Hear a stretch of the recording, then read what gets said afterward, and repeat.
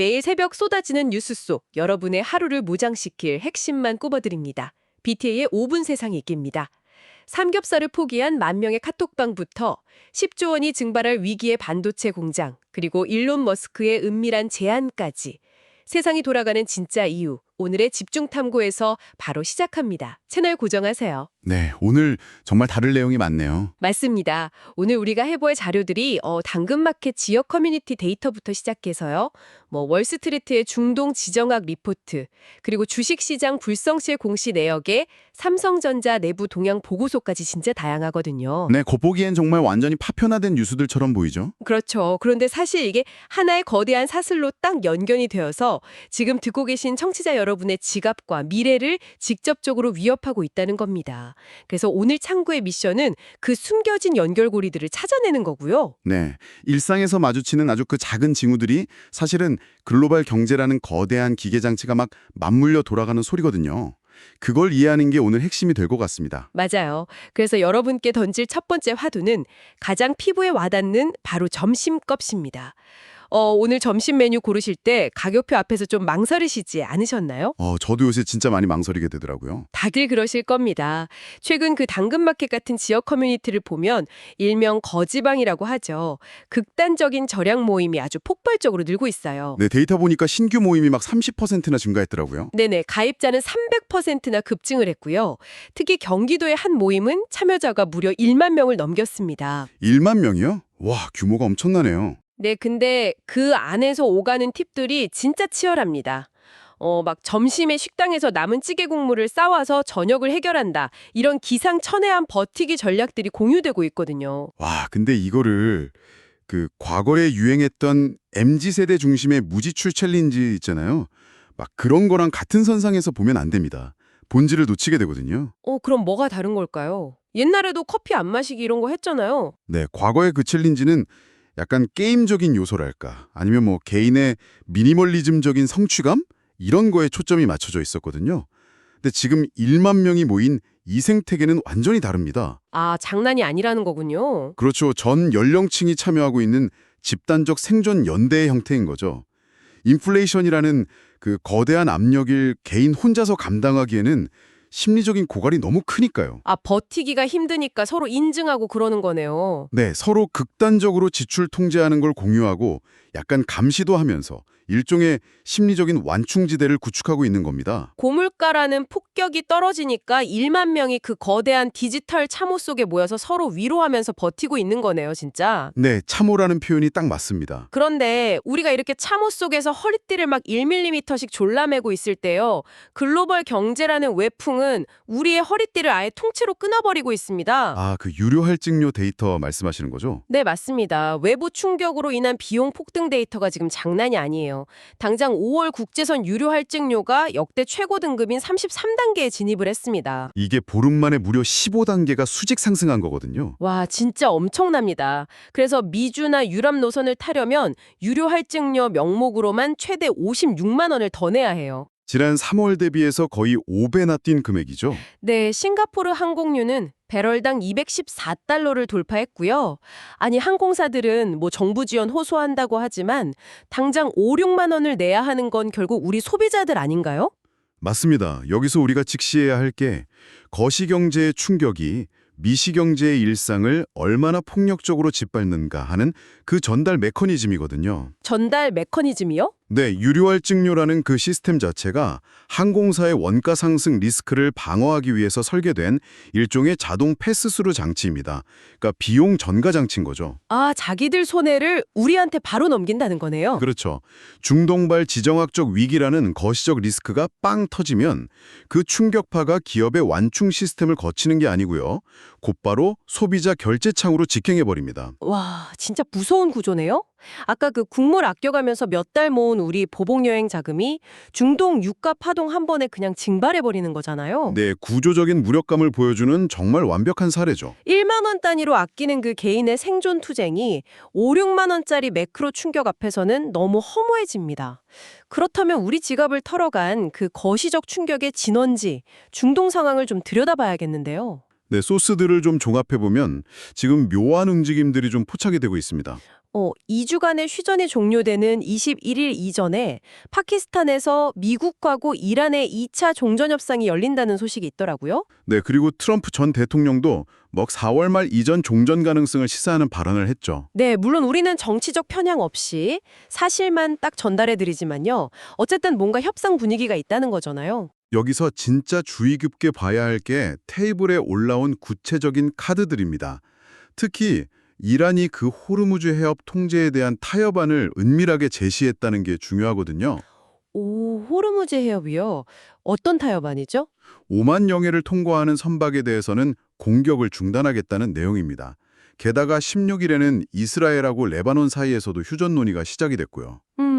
표면적으로는 전면전 위기가 고조되는 것 같았는데 이면에서는 긴장 완화 프로세스가 돌아가고 있네요. 네, 다각적으로 가동이 되고 있는 거죠. 근데 잠깐만요, 전문가님. 여기서 제가 합리적인 의심을 하나 해볼게요. 네, 어떤 의심이죠? 과거에도 막 중동발 휴전 임박 뉴스는 전 세계를 상대로 한 엄청난 희망 고문이었단 말이에요. 이란이 갑자기 그 세계 물류의 대동맥인 호르무즈 해협 카드를 꺼낸 게 진짜 진정한 백기토항일까요? 약간 의심스럽긴 하죠. 그쵸. 왜냐면 미국이랑 이란 양측 모두 겉으로는 막 항공모함 추가 배치하고 군사적 압박을 계속 올리고 있잖아요. 이거 그냥 다음 타격을 위해서 전열 가다듬으려는 전략적 휴식기나 기만술 아닐까요? 충분히 합리적인 의심입니다.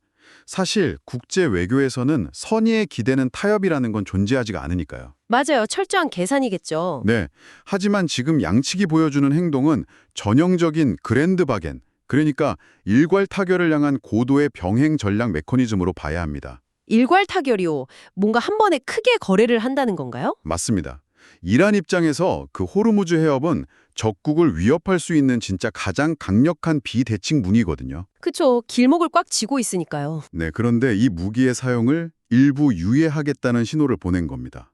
이건 단순히 쉬겠다는 게 아니라 체제 보장이나 핵심적인 경제제재 해제 같은 실질적인 대가를 얻어내기 위한 신호탄인 거죠. 그러니까 군사력 전진 배치하면서도 물밑에서 핵심 카드를 던지는 게 진짜 전쟁을 하겠다는 게 아니라는 거네요. 근데 오히려 협상 테이블에서 자기들 몸값을 극대화하려는 아주 치열한 장사치대를 센 법인 겁니다. 와, 한 손에는 총을 꽉 쥐고 다른 손으로는 열심히 계산기 두드리고 있는 거군요. 그러면 이 그랜드 바겐이 성사되면 당장 청취자 여러분이 내야 할 유류 할증료 56만 원, 이것도 다시 확 내려가는 건가요? 그게 안타깝게도 그렇게 즉각적으로 반응하지는 않습니다. 왜요? 오르는 건 순식간이었잖아요. 이게 거시경제에 시차라는 게 있거든요. 타임래그라고 하죠.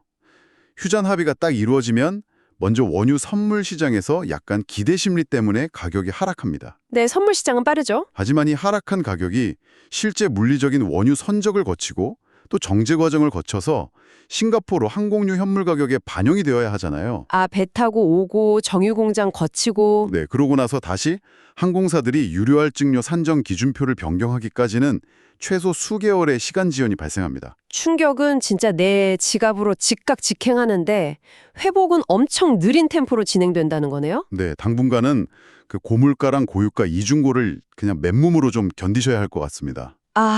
정말 뼈아픈 소식이네요. 근데 이렇게 거시경제 파도가 막 거셀 때일수록 우리가 믿고 의지할 곳은 좀 합리적으로 굴러가는 자본시장 시스템이어야 하잖아요. 그렇죠. 시장의 신뢰가 중요하죠. 네, 근데 최근 국내 주식시장에서 터진 사건들을 보면 그 최소한의 신뢰마저 무너져 내리고 있습니다. 아주 심각해요. 자본주의 시스템의 가장 취약한 고리죠. 정부의 비대칭성을 악용한 사기극들이 지금 수면 위로 올라왔습니다. 네, 그 2차 전지 테마를 미끼로 한 주가 조작 사건이요. 이거 디테일 보면 진짜 경악스럽습니다. 네, 상장 폐지 위기에 몰린 아주 깡통 코스닥 기업을 인수해가지고요. 맞아요. 그러고는 막 2차 전지 사업에 진출한다, 실체도 없는 허위사실 유포해서 주가를 12배나 폭등시켰잖아요. 그 결과로 1만 5천 명의 소액 주주들이 진짜 피눈물을 흘리게 됐죠. 게다가 여기에 전직 고위 공직자까지 연루되었다면서요? 네, 그리고 또 다른 주방가전 업체도 있었잖아요. 거기도 미국 2차 전지 시장 진출한다는 가짜 소문 내서 주가 7배 띄우고 결국 거래 정지됐습니다. 진짜 끔찍합니다. 도대체 왜 자꾸 이런 첨단 테마에서 사기극이 통하는 걸까요? 이 사기극들이 작동한 메커니즘을 뜯어보면 시장의 맹점을 아주 정확히 찌르고 있습니다. 2차 전지 같은 첨단 기술은 개인 투자자가 그 기술의 실현 가능성을 직접 검증하기가 사실상 불가능하잖아요. 그렇죠. 우리가 뭐 공장 가서 배터리 뜯어볼 수도 없고요. 네, 사기꾼들은 바로 그 지점을 노리는 겁니다. 미래 유망 산업이라는 아주 화려한 수사학적 포장지로 실체 없는 빈 상자를 예쁘게 포장하는 거죠. 아, 빈 상자를요. 근데 아까 그 전직 고위공직자 연루 얘기도 하셨잖아요. 네, 그게 정말 단순한 범죄를 넘어서는 최악의 포인트입니다.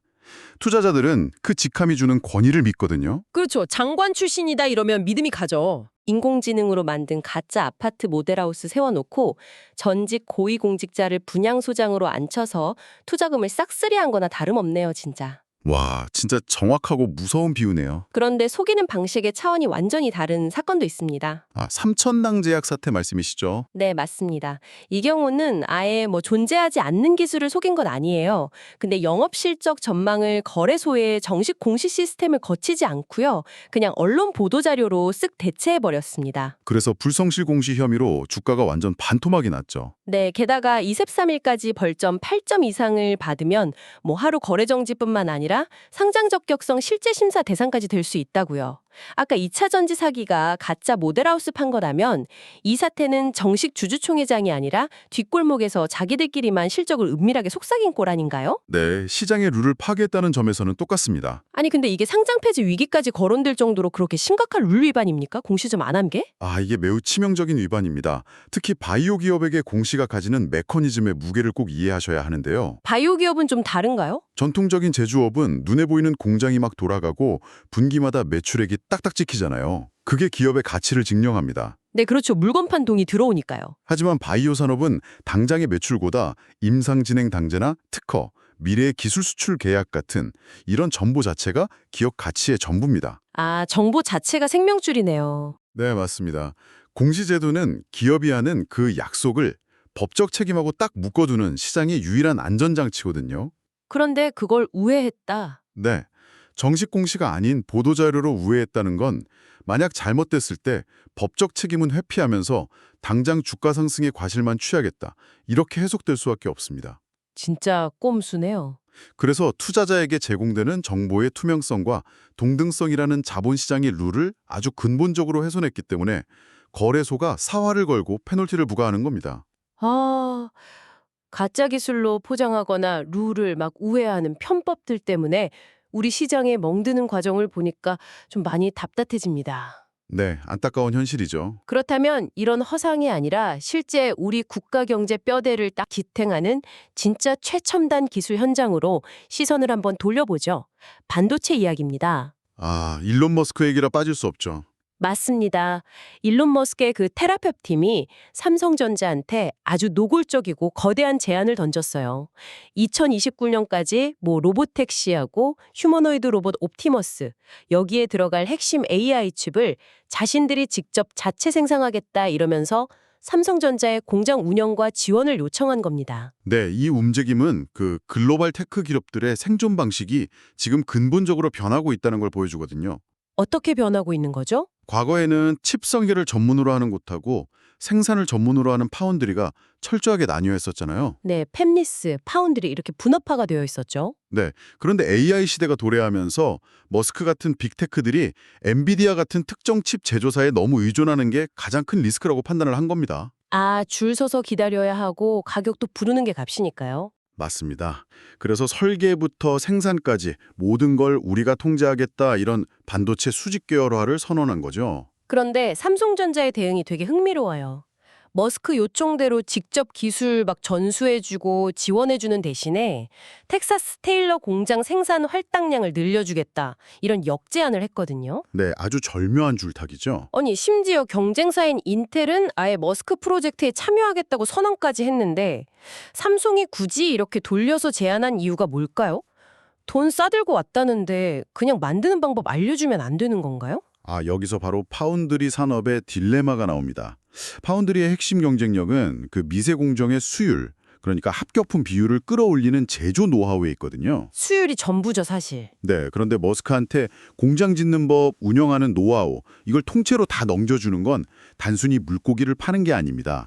낚시하는 법에다가 저기 황금어장 지도까지 아예 다 넘겨주는 꼴이 되거든요. 아, 장기적으로 보면 자기들 밥그릇을 위협할 거대한 경쟁자를 삼성이 직접 키워주는 자충수가 되겠네요. 바로 그겁니다. 그래서 삼성전자는 기술 유출의 방어벽을 딱 치면서도 그 머스크라는 천문학적인 물량을 가진 고객을 놓칠 순 없잖아요. 네, 절대 놓치면 안 되죠. 그래서 자사의 공장 생태계 안에 묶어두기 위해 텍사스 할당량 증가라는 전략적인 역제안을 딱 던진 겁니다. 와, 밖에서는 머스크 자립 ям심 막 견제하고 인텔 합류도 견제하면서 아주 거대한 체스 게임을 벌이고 있는 거네요. 네, 아주 고도의 전략 게임이죠. 그런데 정작 삼성이 직면한 진짜 위기는 외부가 아니라 내부에 있었습니다.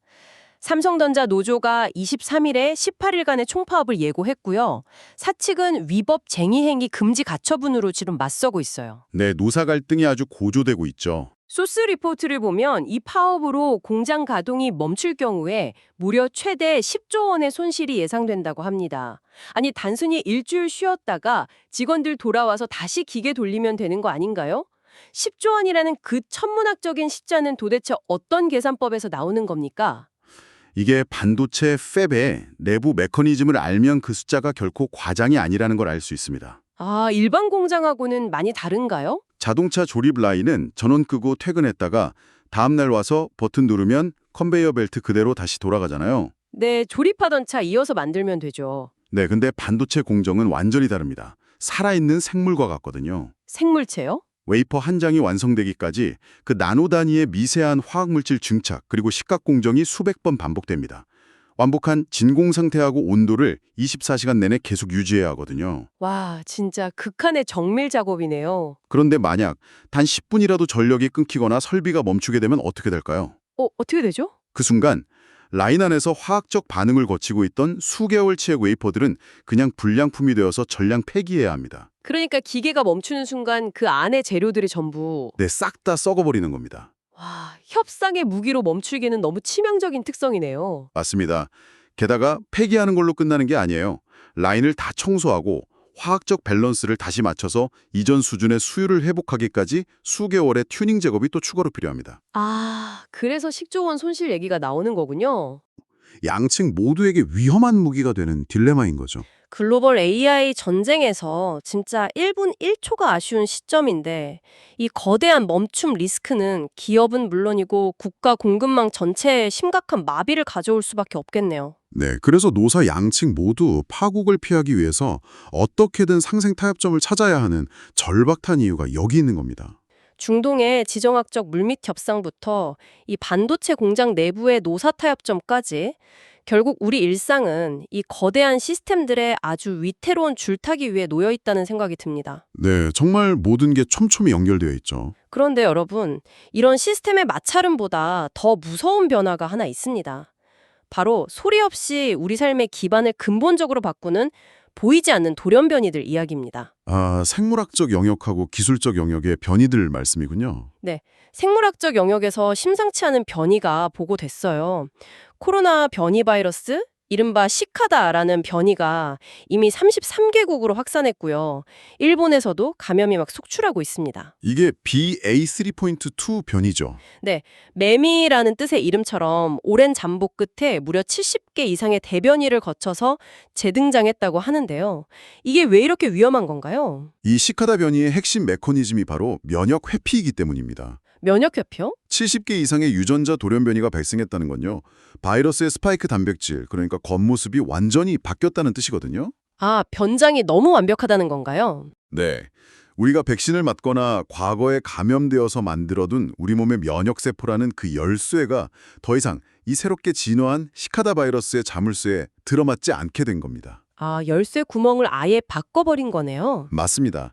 바이러스가 생존을 위해서 인간의 면역 방어 체계를 아예 완전히 우회하는 방식으로 스스로를 재설계한 거죠. 와, 진짜 영악하네요. 건강한 성인에게는 치명적이지 않을 수 있지만 면역력이 약한 고령자나 기저질환자에게는 새로운 방패가 필요해진 매우 위협적인 진화인 겁니다. 바이러스가 그 생존을 위해 인체의 방어벽을 막 우회하도록 코드를 다시 짰잖아요. 근데 지금 IT 세상에서도 인간의 기술적 장벽을 완전히 우회해버린 거대한 돌연변이가 나타났습니다. 바이브 코딩 열풍 말씀이시군요. 맞습니다. 바이브 코딩입니다.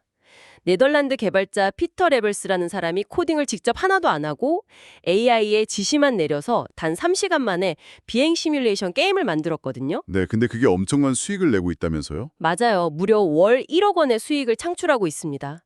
코드의 90% 이상이 AI 작품이라고 해요. 이 바이브 코딩 열풍 덕분인지 지난 3월 스팀 플랫폼에 출시된 인디 게임이 1,440개로 역대 최대치를 경신했습니다. 한국에서도 게임 개발 관심도가 5년 내 최고조고요. 진짜 폭발적이네요. 제 말요. 전문가님, 시카다 바이러스가 면역을 우회한 것처럼 이제 전문적인 IT 지식 없이도 그냥 말만 하면 소프트웨어가 뚝딱 튀어나오는 그런 세상이 온 겁니까? 네, 바이브 코딩이 가져온 이 패러다임 전환은 단순한 자동화를 넘어섭니다. 소프트웨어 개발의 메커니즘 자체를 완전히 바꿔버린 거죠. 어떻게 바뀐 거죠? 과거에는 인간의 상상력을 컴퓨터가 이해할 수 있는 프로그래밍 언어, 파이썬이나 C++ 같은 코드로 번역하는 그 마찰 비용이 아주 컸습니다. 그렇죠. 그거 배우는 데만 몇 년 걸리잖아요. 에러 나면 밤새고. 네, 근데 바이브 코딩은 자연어, 그러니까 일상적인 사람의 말로 툭 지시하면 AI가 실시간으로 로직을 짜고 버그도 지가 알아서 수정해냅니다. 전문적인 코딩 지식이라는 그 기술적 병목 현상이 완벽하게 사라져버린 거죠. 잠깐만요. 그 논리대로라면 누구나 아이디어만 있으면 그냥 3시간 만에 게임을 만들 수 있다는 뜻이잖아요. 네, 이론상으로는 누구나 창조자가 될 수 있죠. 그러면 앞으로 시장에는 진짜 질 떨어지는 쓰레기 같은 컨텐츠들이 범람하게 되는 거 아닐까요? 당장 그 1,440개의 게임 중에서 과연 돈을 벌 수 있는 게임이 몇 개나 될지 되게 회의적인데요. 와, 정말 훌륭한 통찰이십니다. 바로 그 지점이 바이브 코딩 시대의 가장 큰 역설이거든요. 역설이요? 무언가를 만드는 비용과 장벽이 제로에 수렴하면서 거대한 양적 팽창이 일어났잖아요. 이제 코드를 얼마나 아름답고 효율적으로 짜는지는 경쟁력이 전혀 될 수 없습니다. AI가 1초 만에 다 해주니까요. 기술적 우위가 사라졌다는 거네요? 맞습니다.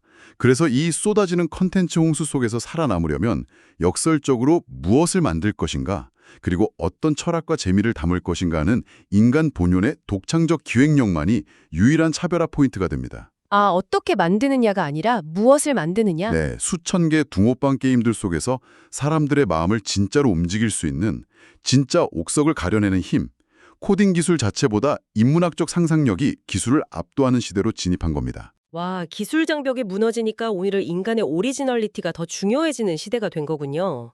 오늘 우리가 파헤친 이 현상들을 하나의 사슬로 쫙 묶어놓고 보니까 정말 기묘한 세계가 펼쳐집니다. 네, 미시적인 일상과 거시적인 시스템이 충돌하고 있죠. 어느 한쪽에서는 인플레이션에 짓눌려서 1만 명의 사람들이 카톡방에 모여 남은 찌개 국물 팁을 나누면서 생존을 모색하고 있는데 같은 시간 지구 반대편의 누군가는 AI에 말 몇 마디 던져서 만든 게임으로 매달 1억 원을 벌어들입니다. 그리고 그 극단적으로 엇갈리는 일상들의 뒷배경에는 거시적인 시스템의 톱니바크들이 아주 위태롭게 맞물려 돌아가고 있고요. 네, 미국과 이란이 파키스탄 테이블에서 주고받는 그 은밀한 계산서가 결국 청취자 여러분의 비행기표 가격을 56만 원이나 폭등시키고 있잖아요. 일론 머스크의 칩 독립 야심, 그리고 10조 원이 걸린 삼성 반도체 공장의 멈춤없는 기계음, 역시 국가 경제 명운을 좌우하고 있죠. 맞습니다. 세상은 점점 우리의 통제를 벗어난 돌연변이들로 가득 차고 있어요. 바이러스는 우리 면역 체계를 교묘하게 회피하고 시장의 사기꾼들은 화려한 첨단 기술이라는 가짜 포장지로 제도의 허점을 파고듭니다. 게다가 AI는 수십 년간 쌓아올린 인간의 전문 지식 장벽마저 순식간에 허물어버렸고요. 그래서 오늘 이 깊은 탐구를 함께하신 청취자 여러분께 마지막으로 도발적인 질문을 하나 던지고 싶습니다. 우리는 오늘 거시경제 충격이 얼마나 쉽게 개인 일상을 파괴하는지, 그리고 글로벌 공급망과 연결된 공장이 멈추면 얼마나 거대한 피해가 오는지 확인했습니다. 이게 다 모든 것이 거미줄처럼 연결된 초연결 사회이기 때문에 생기는 비극들이잖아요. 연결되어 있기에 충격도 고스란히 전이되는 거죠. 그렇다면요, 중동 분쟁 하나에 내 비행기표가 폭등하고 칩 하나에 국가 경제가 흔들리는 이 극단적 취약성 앞에서 우리의 미래는 오히려 이 초연결을 끊어내는 방향으로 진화하지 않을까요? 초연결의 단절이요? 네, 거대한 시스템에 의존하는 대신에 차라리 아까 우리가 본 그 1만 명의 거지방 사람들처럼 지역 단위로 아주 똘똘 뭉쳐서 생존을 도모하는 완전히 폐쇄적인 하이퍼 로컬의 시대로 회귀하는 것은 아닐지 말입니다. 정말 생각해볼 만한 날카로운 화두네요. 모든 것이 연결되어 있기에 모든 것이 위험해진 시대. 이 거대한 연결망에서 여러분은 계속 버티고 서 있을 것인지 아니면 나만의 작은 참호를 깊게 팔 것인지 더불어 AI가 모든 것을 대체하는 세상에서 기계도 타인도 흉내낼 수 없는 여러분만의 오리지널리티는 과연 무엇인지 오늘 하루 이 묵직한 질문들을 일상 속에 한번 던져보시기 바랍니다. 저희 BT의 5분 세상 읽기는 내일 새벽에도 세상의 겉면을 뚫고 들어가는 가장 날카로운 탐구로 다시 돌아오겠습니다. 함께해 주셔서 감사합니다.